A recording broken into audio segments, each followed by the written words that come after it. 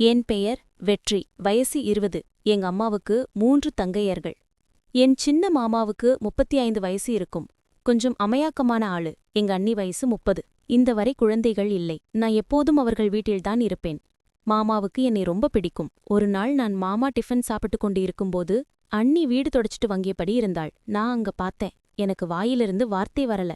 ஏனென்றால் அண்ணியின் மாதுளம் பழங்கள் கிளியராக எனக்கு தெரிந்தன.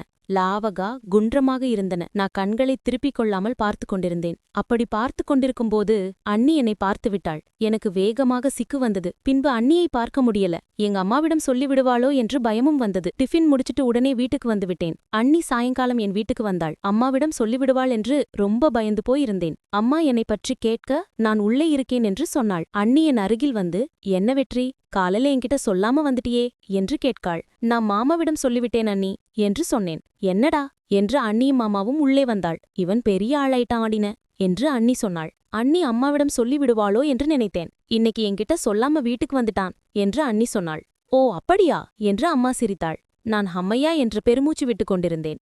சரி, நாளை வருவியா என்று அண்ணி அம்மாவிடம் போய்விட்டாள். மறுநாள் மாமா என்னை அவர்கள் வீட்டுக்கு அழைத்து சென்றார். அண்ணி எங்களுக்கு டிஃபன் போட்டுக் கொண்டிருக்கும்போது அவன் வங்கும்போது எனக்கு 2 பூர்ண கும்பங்கள் மீண்டும் தரிசனம் தந்தன.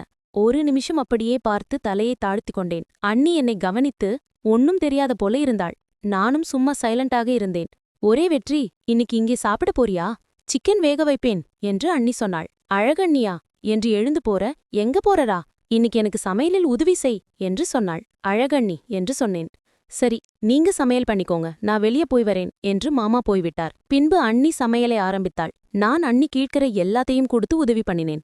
நடுவில் அப்போ அண்ணியின் அண்டங்கள் என் கண்களுக்கு படுத்து.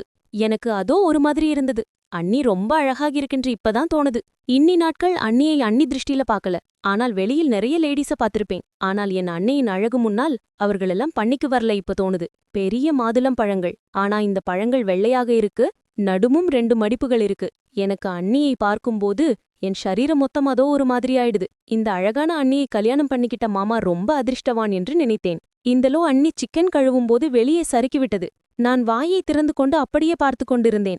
என்ன பார்த்து கொண்டிருக்கிறாய் என்று அண்ணி கேட்காள். ஒண்ணுமில்ல அண்ணி என்று சொன்னேன். பயட்ட சரி செய்றா பாபு என்று சொன்னாள்.